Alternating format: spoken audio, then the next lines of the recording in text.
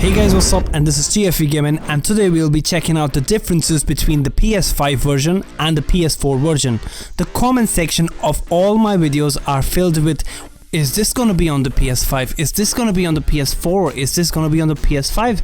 Everywhere is just questions by people of which features are available in the old and which features are available in the next gen. Today I'll be breaking down and explaining how each and every feature that's available on the next gen changes and causes differences between the old gen, and how different is the game, and what happens to the people who still own a PS4 and aren't able to buy a new one. Let's find out. The first thing that you notice when you launch FIFA 22 on the two generations of consoles is the hypermotion technology.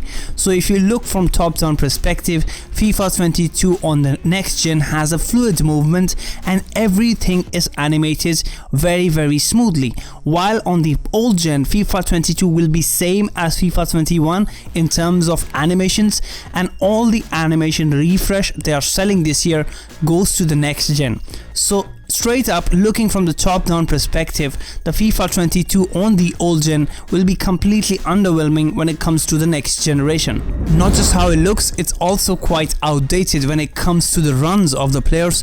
The ML flow algorithm, which is said to be the brain of this game, is not on the old gen.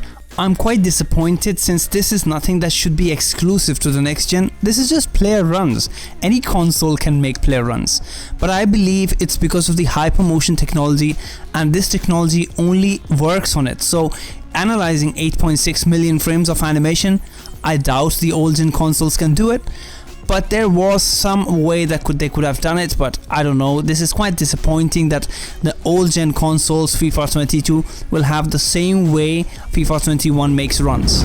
This is another setback, the artificial intelligence that drives the whole defensive mechanisms, where they were explaining that the whole defensive shape can be kept by one unit and the flow in one way is also not in the old gen. So your defensive AI will be staying the same as in the previous gens.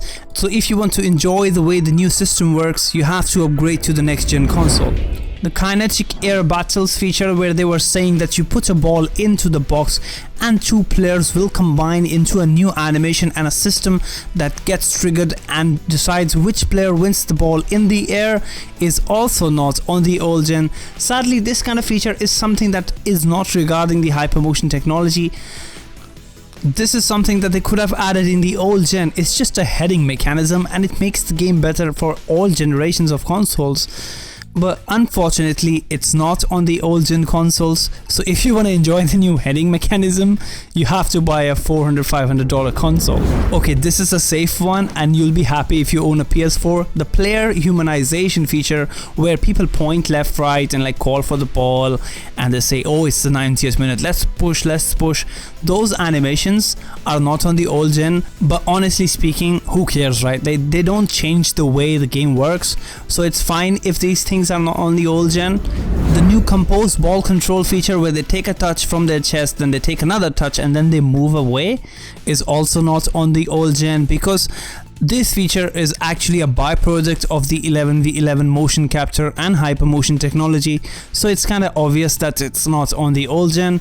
But adding animations to take a touch can be added in PS4, man, like that's not difficult. But yeah, EA have chosen differently and this is not on the PS4. The bigger goal moments feature, another expected feature that was in the game last year in the FIFA 21 PS5. If you remember, last year they added new last minute goal celebrations, so that has carried over, and even this year you don't have the bigger goal moments feature that they've added in the end of your games. Reading on the EA Sports website in the attacking section, they are saying last year we improved several aspects of the attacking players with position, personality. This year, with new tactical AI, attacking players can make 6 times more decisions per second, better showcasing their nuanced player personality. This allows them to be more aware of their surroundings, perform smarter runs in build-up play, exploit spaces in the defense, and generally be in the right place at the right time. This is also not on the old gen. So the old gen gameplay expectations on my side are quite low, because this kind of seems like it's the same as FIFA 21. So go ahead and spend your money wisely when it comes to the old gen consoles.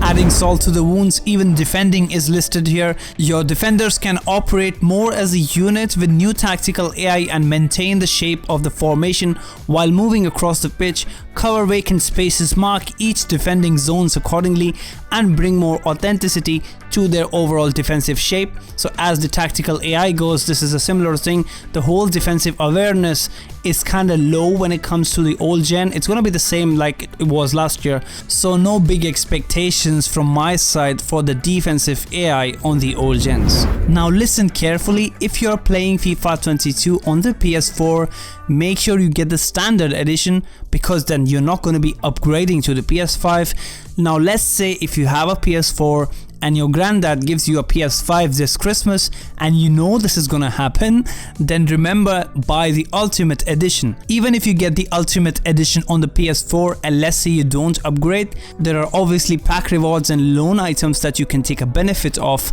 But if you buy a standard edition on the PS4 and you buy a PS5 later on, you have to buy FIFA 22 again, remember. So if there is a chance that you'll be getting a next generation console this year, I would recommend get a PS4 and PS5 version, which is the Ultimate Edition. If you open up the PS Store, you'll see it says FIFA 22, PS4 and PS5. So take that into account and make your purchase. And lastly, something that's quite obvious, if people have played the game last year, you remember how good the next generation looked. It's gonna stay the same. Messi's hair is gonna stay the same on the old gen, so stuff like this won't change obviously, since the new generation consoles can handle a lot of graphics. So yeah, the EA Sports game cam that used to make it look like it's a real life match, I doubt it's on the PS4, but I'm not sure about that one, so you gotta check that when you're in the game. Now after all this disappointment, I'll tell you all the features that stay the same in the both generation of consoles, and there are many, so you don't need to be that sad. Explosive sprint stays there, you can have the super knock-on in there, the new attacking tactics remain the same, the shooting mechanics that they've added remain the same, first time skill moves also stay the same, the new skill moves that they've added stay the same, the goalkeeper rewrite, which is surprising, stays the same, they have icon switching in there, the new teammate contained stamina system stays the same, even the new ultimate team structure, the weekend league has changed to a whole week's league, you have a different system of division rivals stays the same, the pro clubs menus stay the same, you can change the customization in the same way, even create a club is the same on both generation consoles, so the career mode experience will stay the same, they just have a little bit more of cinematics, but that doesn't change anything. So yeah, now you know how to make a decision if you have to buy a new gen or if you have to stick to your PS4 and enjoy videos on my channel, because I will update you with everything that's on the PS5 and I'll make sure that you don't have to waste your money if you don't want to. Anyways, goodbye, peace.